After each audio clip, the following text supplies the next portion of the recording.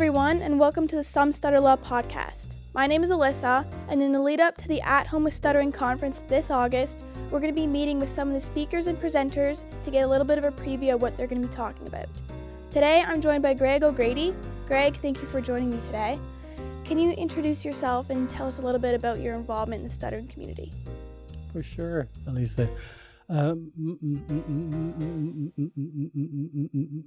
Look now. Look now. My name is Greg O'Grady. I'm sure, Elisa, that many of the listeners will be wondering why is he introducing himself like this? Well, the reason why, and this is why I'm so passionate about spreading awareness about stuttering, I do have a severe stutter. And years ago, before I had speech therapy, this is the way that I used to introduce myself, because I had so much trouble saying my own name. And this is one of the reasons why that non-stutterers, when you wake up in the morning with severe anxiety and knowing that there will be another excruciating day of stuttering, just trying to say the basic word like hello, good morning will take you a few seconds. And for some people who stutter, it may take a few minutes. So anyhow, that is one of the reasons why, well, that's the main reasons why I'm so involved within the stuttering community, because very little is known about stuttering in our province.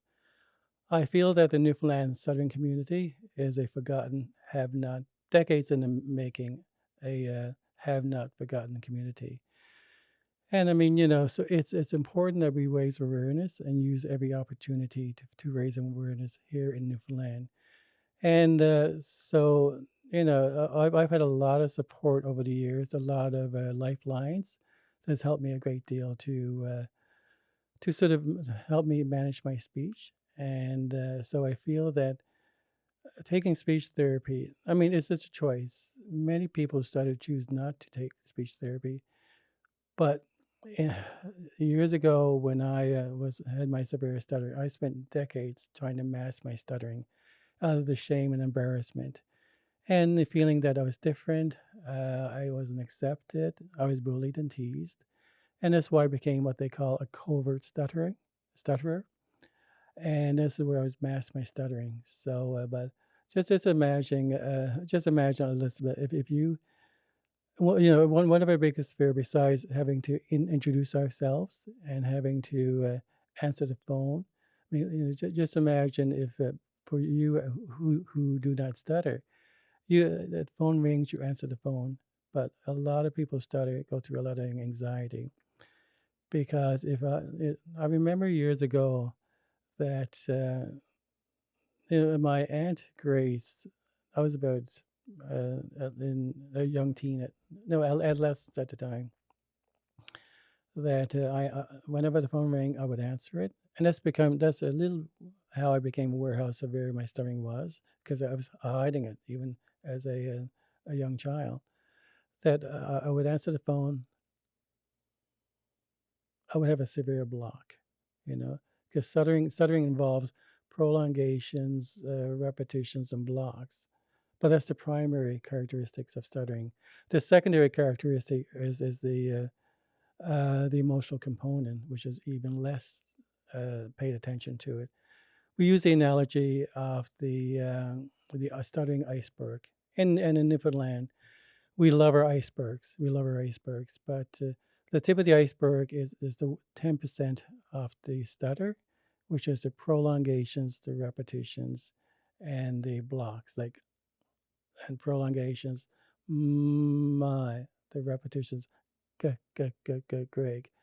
And but there's also secondary characteristics. And when I've having trouble saying my name, the secondary characteristics involve like raising your hand or making facial grimaces, just trying to get the word out, stomping your feet. So that's secondary characteristics. But below the That's iceberg, great. which is the 90% of the About your iceberg, presentation. So you're doing a you're looking presentation at a called lot Are You of the emotional Commercial? Wow, component, what the a shame, the $64 question. embarrassment, the Can you tell us a bit about isolation, what you're going to be and talking about in that the presentation?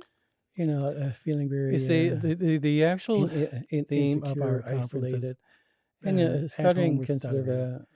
impact And one's we as quality people of who life. stutter, we It can share impact our career choices, similar it can impact our experiences, personal and professional similar relationships, commonalities, and but so this our is lived one, experiences so are this is so one of the reasons different. why I'm so So, passionate about raising awareness I about feel that stuttering, once because very little we known about stuttering share in our this part of stories, Labrador. we I'm not sure we if are I've answered your initial inspired, we question. find motivation.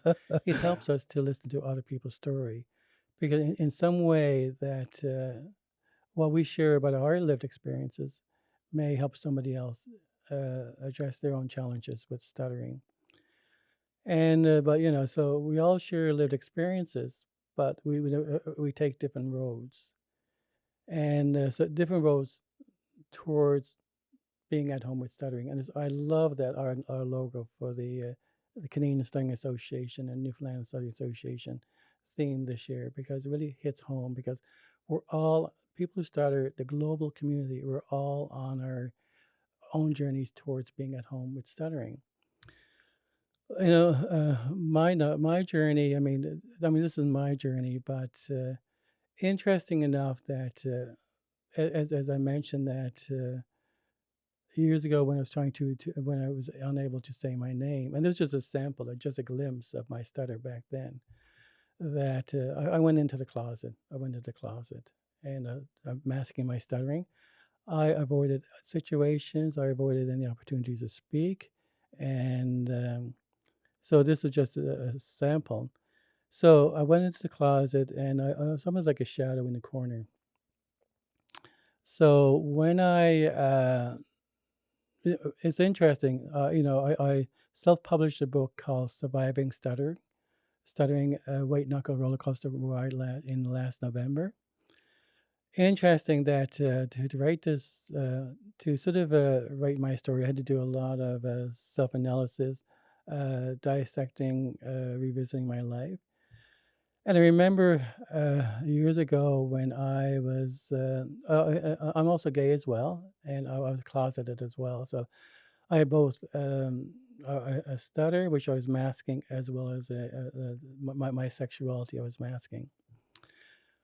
But I find that so eventually I actually I found the courage to come out as being gay. And I remember, but I left my stuttering in the closet, because I was afraid of being outed, not only as gay, but also being outed as a person who stutters. So that's how entrenched the need for fluency was for me. I need to be fluent. I needed to be accepted.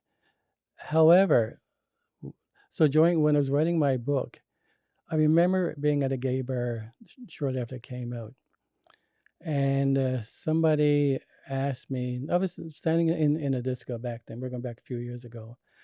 That I was standing at just watching at a disco, watching what was going on, and all of a sudden I saw a shadow walk up next to me, and this person stood there, and well, I saw him sizing me up, like any other bar, heterosexual bar or homosexual bar. But he asked me a question out of a blue. He said, "Are you commercial?" And I thought to myself, I was never. It surprised me. And I didn't know what it really meant at the time. Are you commercial? But I knew it wasn't a very good word. So my automatic response was, no, I'm not commercial. Mind you, I look commercial, to be honest with you. Yeah. So I told my room. I went up. I was with my roommate, and I said, but I shared this question with Raymond at the time. He said, Greg, he was asking if you provided sex for money. Well, I was appalled. But then when I was writing my book, I thought to myself, Greg, are you commercial? And I started to think about my history as masking my stuttering. And I thought to myself, Greg, if you're masking, you spend so many years trying to hide your stuttering. I think I am commercial, because I'm trying to please others. I'm trying to fit in. I mean, it's my presentation is about authenticity and self-care.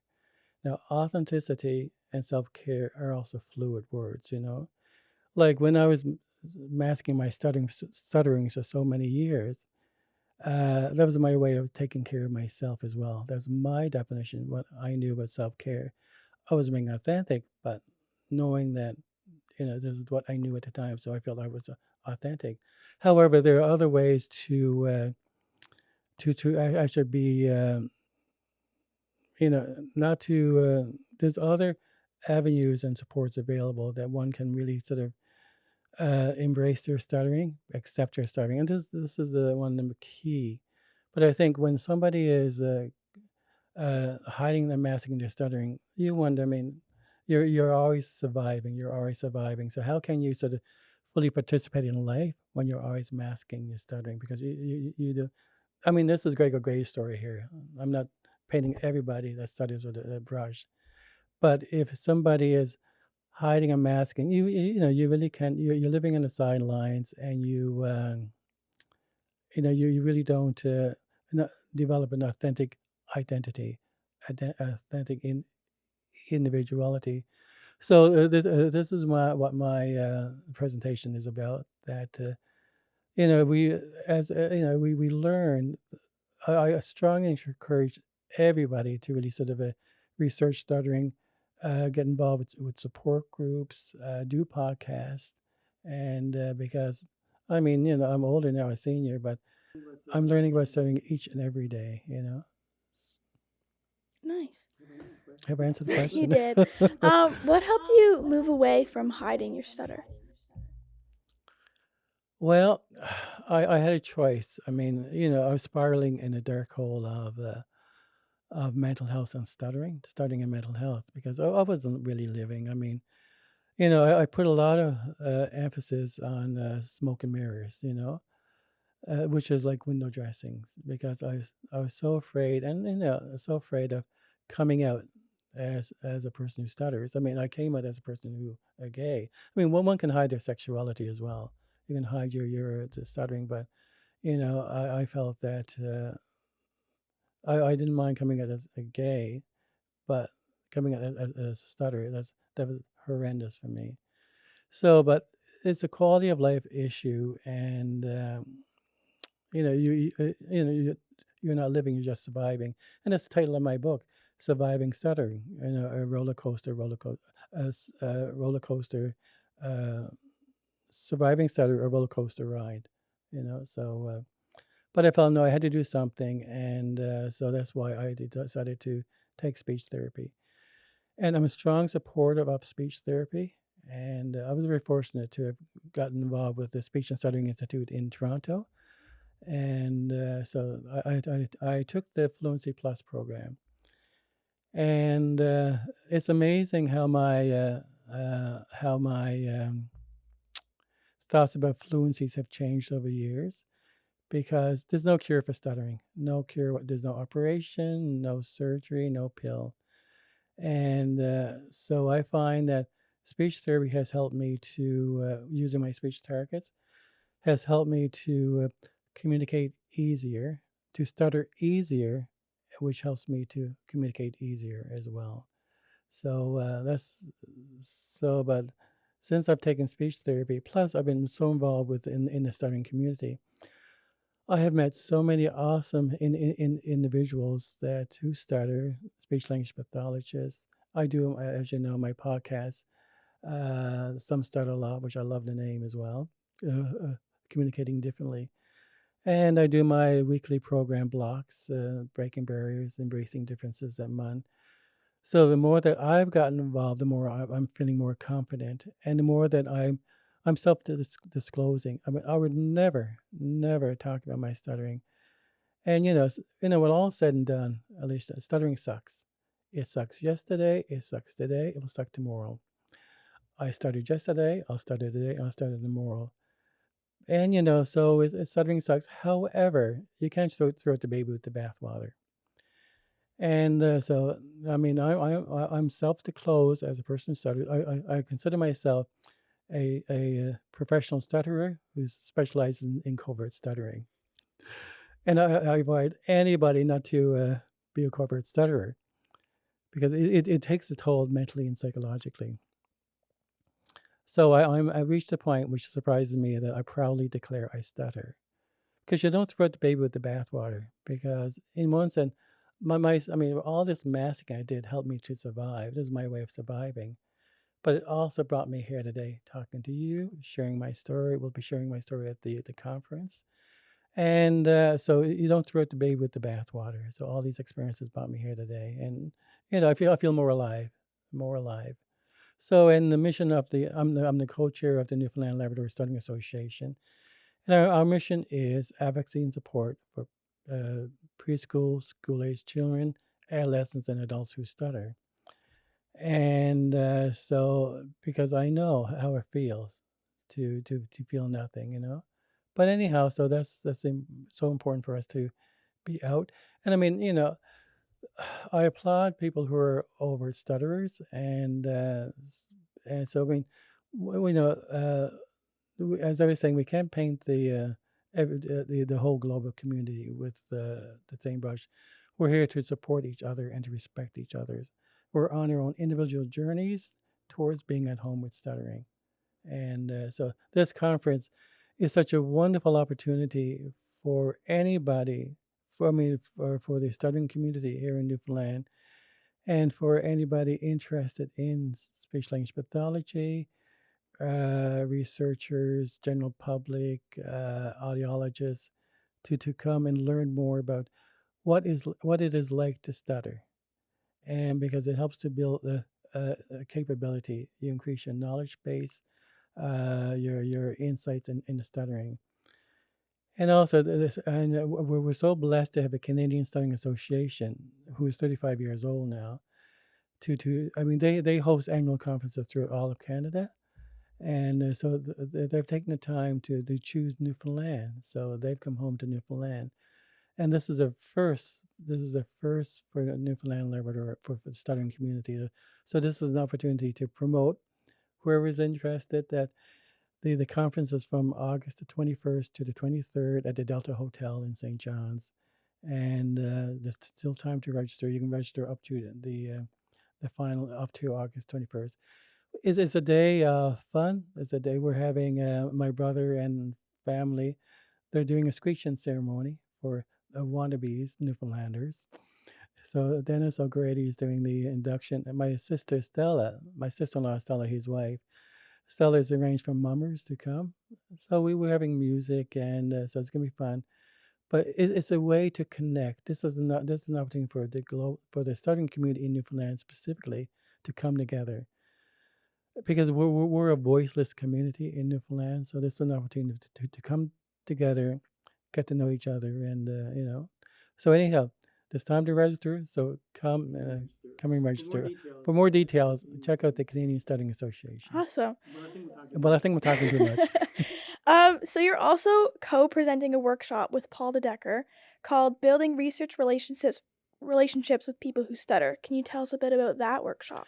Yeah, this is a really interesting workshop. Now, this is a project that Dr. Paul Decker started, and just letting people know that Paul is also the vice chair of the Newfoundland Labrador Stuttering Association.